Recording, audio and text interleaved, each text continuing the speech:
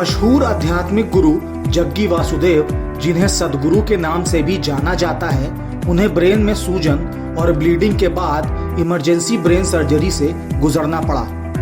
ये सर्जरी एक निजी अस्पताल में की गई थी।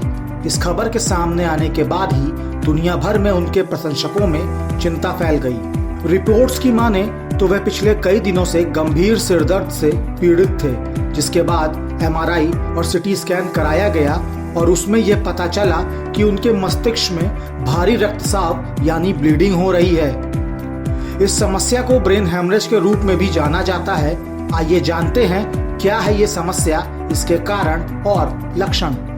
ये बताने के लिए आरोग्य इंडिया प्लेटफॉर्म से जुड़े हैं डॉक्टर श्रीराम गुप्ता।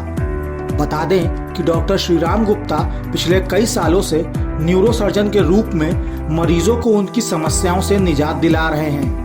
उन्हीं से जानते हैं कि आखिर आध्यात्मिक गुरु जग्गी वासुदेव को किस बीमारी के कारण इतना सब झेलना पड़ा और आखिर क्यों उनके दिमाग में ब्लीडिंग होती रही, जिसके कारण सर्जरी तक की नौबत आ गई।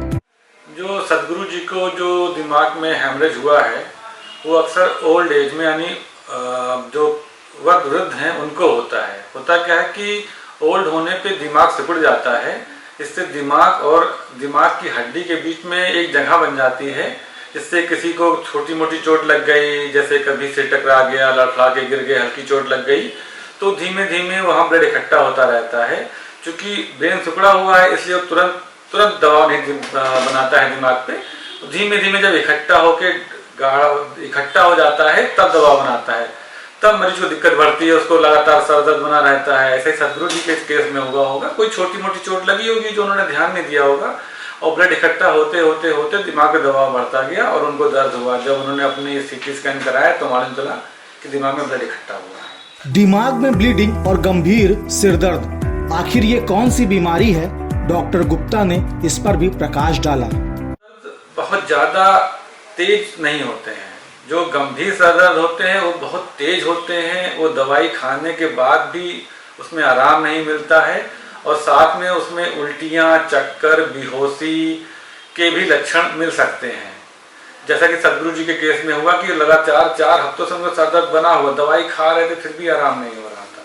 तो ये गंभीर सर दर्द जो लगातार बना रहे, जो साथ में उल्टियाँ हो जाए, बेहोशी हो जाए और चक्कर आए, ऐसे सर दर्द गंभीर होते हैं। ये हेमरेजिक स्ट्रोक नहीं है, ये एक तरह से ब्रेन हेमरेज है। स्ट्रोक अलग होता है, ये हेमरेज है जो कि सदगुरु जी को हुआ। इसको बोलते हैं मेडिकल टर्म में chronic SDH, chronic subdural haematoma, जो कि सदगुरु जी को हुआ था। क्या होता है सबड्यूरल हेमेटोमा? क्या है इसके लक्षण? सबसे पहला तो लगातार सर दर्द का बना रहना, जो कि सबसे प्रमुख लक्षण है। साथ में एक तरफ का हाथ पैर कमजोर हो जाना, ये भी एक लक्षण है। और तीसरा कह सकते हैं कि दवा खाते हुए भी आराम ना होना, साथ में बेहोशी होने लगना, उल्टियाँ होने लगना, स्पेशली सुबह उठ के सर दर्द ज़्यादा होना, ये इसके प्रमुख लक्षण हैं। अब अगर सर दर्द हो रहा है, अगर आप दवा ले रहे हैं, ठीक हो जा रहे हैं तो ठीक है, आप इग्नोर कर सकते हैं। लेकिन सर दर्द हो, लगातार कई दिन से बना हुआ हो और साथ में कोई आपको पुरानी चोट लगी हो या कोई आप खून पतला करने की दवा ले रहे हैं या कोई हार्ट की दवा खा रहे हैं और सर दर्द बना हुआ है, तो आपको जरूर जल्द से जल्द कंसल्ट करना चाहिए डॉक्टर। ऐसी ही तमाम जानकारियों के लिए आज ही लाइक और सब्सक्राइब करें आरोग्य इंडिया। धन्यवाद।